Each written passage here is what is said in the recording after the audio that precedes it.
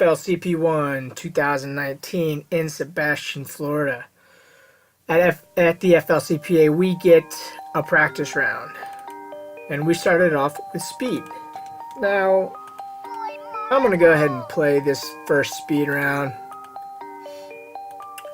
The cool thing about the FLCPA is we get this practice round. This practice round is going to be really helpful for trying to figure out what those winds are doing.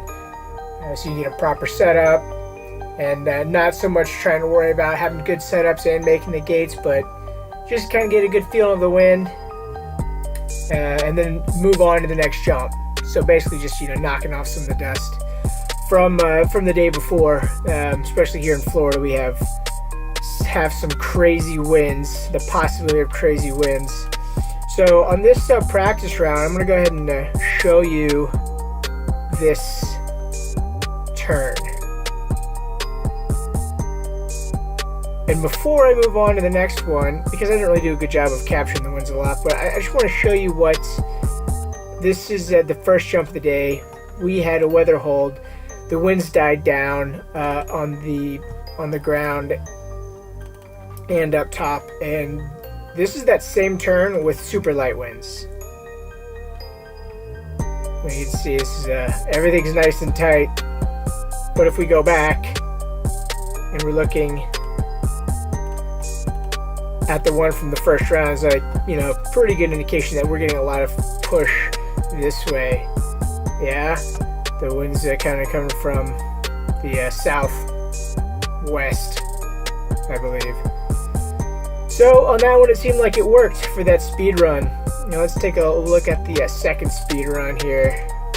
This would be the actual first scoring run. You can see the water looks a little different. Boom! Alright, so it looks like the ground wind picked up, and I took out a buoy.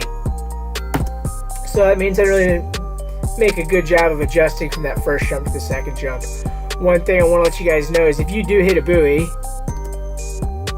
and it's still rendered operable, man, you're good to go. Spread it on, go big, hit it. But if a judge has to get into the water and fix that buoy, put it back up, guess what? That's a 0. That is a 0. Actually, it's a course minimum. 3 points. 3 points. So look up. Okay, go. It still stayed up. It still stayed up. That is a score. Thank goodness. I got a score on the first round. We can still see here. There's that. I didn't really make that great of an adjustment. It still looks really close to the same, but those ground winds picked up, and we could see as I roll out, I feel like, yes, I've got a good line here. But as I get closer, the wind's coming from the right to left. I feel like it just blew me, boom, right into that buoy.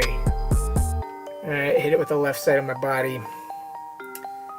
Still got a score. So let's see if what kind of adjustments we made from the second to the third jump. I'm gonna give you a cut to the chase here. I decided to let the wind help me push through the line, so I kind of have a finish coming into the course as opposed to having that tight line, because pretty much what the wind's doing, it's pushing me around the course. So it's a really, really good line, but we can see here that's Bush League. You ain't gonna score big if you're finishing that deep, homie. You gotta tighten it up. Still gotta score. Okay, that was speed for FLCPA 1. Alright, moving on into distance, but before we move on into distance, let's look at the scores for this speed event. Some 2.9s for me, 2.8s. Got that 85 and 90 points. Ideally, I'm trying to get around. It's nice to get about a minimum of 85 points in these events to try to score on the higher end. So 175 points overall. I wish I got a little bit more. But as we saw, we're not going to score very well with bad lines or with being super deep. So let's go ahead and look at what happened in distance. So distance, We had that shutdown, and the winds are a little bit lighter.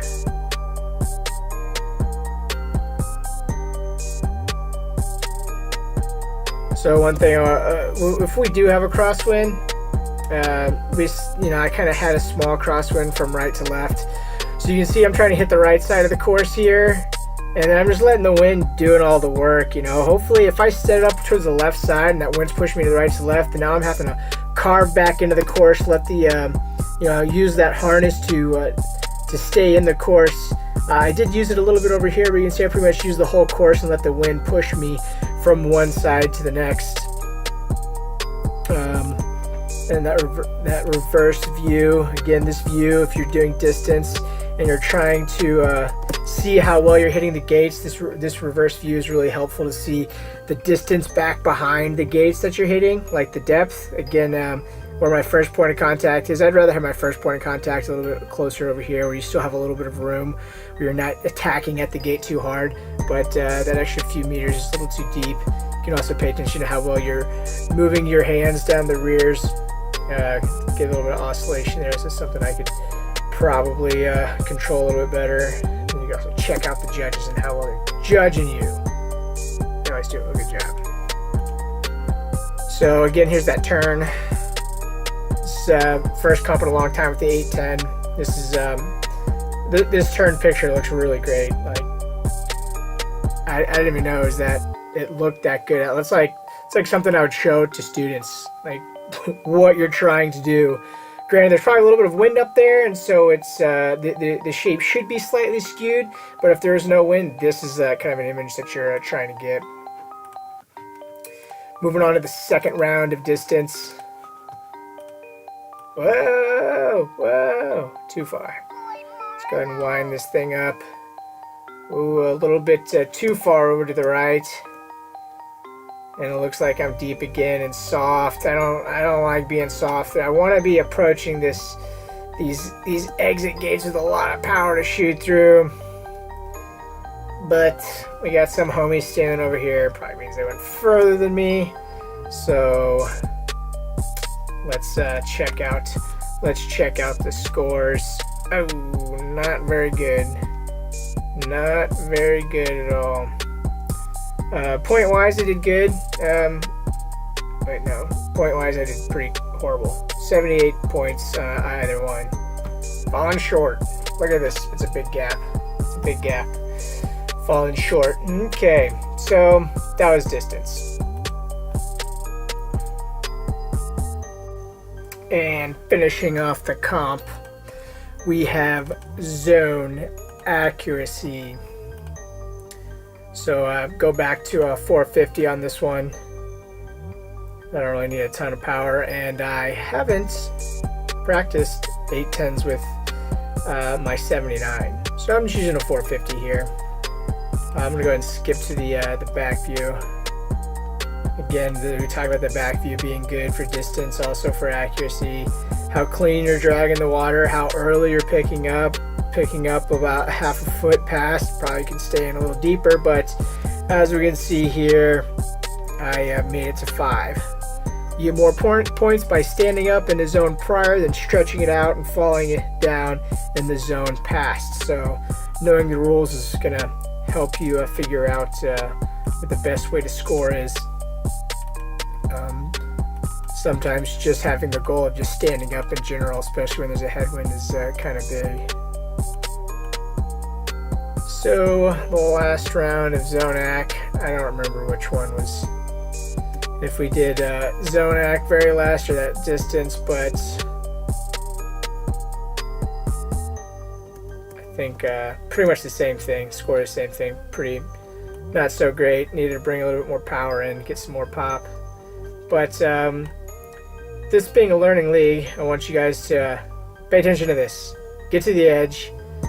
I know I've already controlled my momentum, but I'm kind of just being silly here because I saw some of the other competitors do it after they landed in the ZoneAcc. They say they landed and got a score right here.